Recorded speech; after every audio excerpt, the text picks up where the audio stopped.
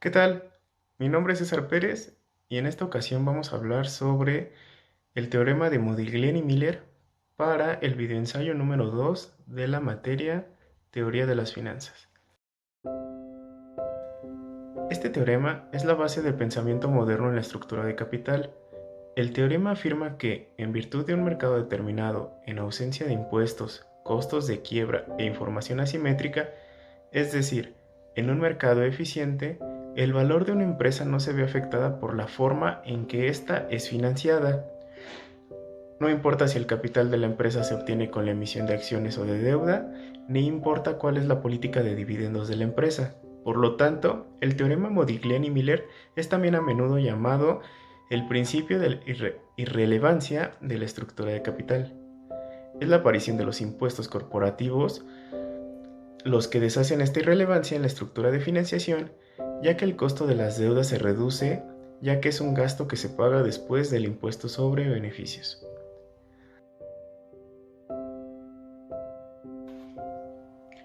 El teorema fue enunciado originalmente bajo el supuesto de la no existencia de impuestos corporativos, o sea, los impuestos sobre beneficios.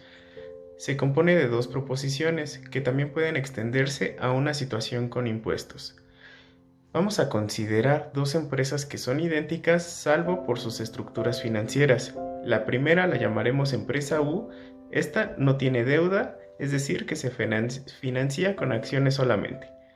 La otra empresa la vamos a llamar empresa L. Esta está apalancada, es decir, es financiada en parte por acciones y en parte por deuda. El teorema Modigliani-Miller afirma que el valor de las dos empresas es el mismo. En la preposición 1 vemos que VU es igual a VL. VU es el valor de una empresa sin apalancamiento, lo que es igual al precio de compra de una empresa compuesta solo de capital sobre acciones. Y VL es el valor de una empresa apalancada, que es igual al precio de compra de una empresa que está compuesta por alguna combinación de deuda y capital. Para ver por qué esto debe ser cierto, supongamos que un inversionista está considerando comprar una de las dos empresas, ya sea la U o la L. En lugar de comprar las acciones de la empresa apalancada L, podría comprar las acciones de U financiando la misma cantidad de dinero que la empresa L. La rentabilidad final a cualquiera de estas inversiones sería el mismo si el tipo de financiación del inversor es el mismo que el de VL. Por lo tanto, el precio de L debe ser el mismo que el precio de U menos el valor de la deuda de L.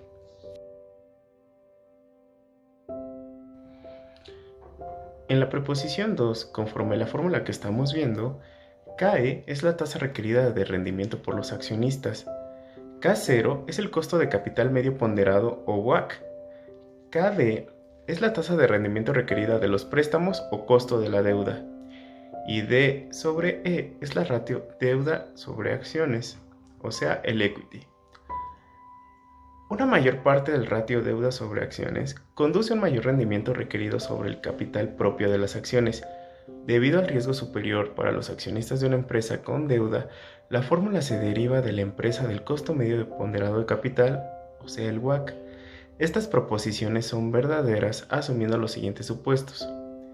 No existen los impuestos, no existen costos de transacción y los individuos y las empresas piden prestado a las mismas tarifas o cuotas. Estos resultados pueden parecer irrelevantes. Después de todo, ninguna de las condiciones se cumple en el mundo real, pero el teorema todavía se enseña y estudia, porque la estructura de capital es importante, porque si una o varias de estas suposiciones es violada, nos dice dónde buscar los factores determinantes de la estructura óptima de capital y cómo esos factores podrían afectar a las estructuras óptimas. El teorema también lo podemos explicar con impuestos. En este caso, la estructura de financiación sí afecta el valor de la empresa. Esto se debe a que los intereses que se pagan por las deudas son un gasto a efectos del cálculo del impuesto sobre beneficios, mientras que el dividendo, o sea, el pago a los accionistas, no es un gasto para el cálculo del impuesto, ya que se reparten una vez pagados los impuestos. Esto hace que a mayor endeudamiento el costo de capital medio se reduzca vía ahorros fiscales. Esta reducción del costo de capital aumentará el valor de la empresa porque reducirá el denominador de la ecuación de su valoración mediante el descuento de sus flujos de caja futuros, donde la tasa de descuento será ese costo de capital.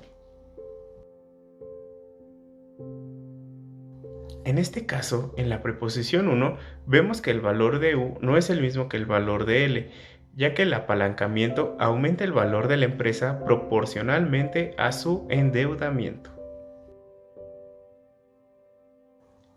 Ahora, en la preposición 2, de acuerdo a la fórmula, vemos que KE es la tasa requerida de rendimiento sobre el capital propio o acciones.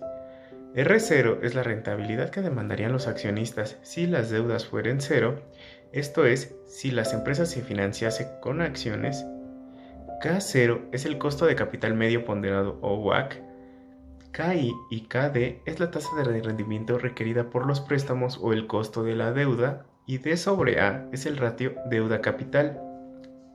La rentabilidad demandada por los accionistas KE aumenta con el endeudamiento debido a la mayor asunción de riesgo, no así el costo de las deudas KI, ya que al tener prioridad en el cobro de los accionistas, están más protegidos y tienen más seguridad.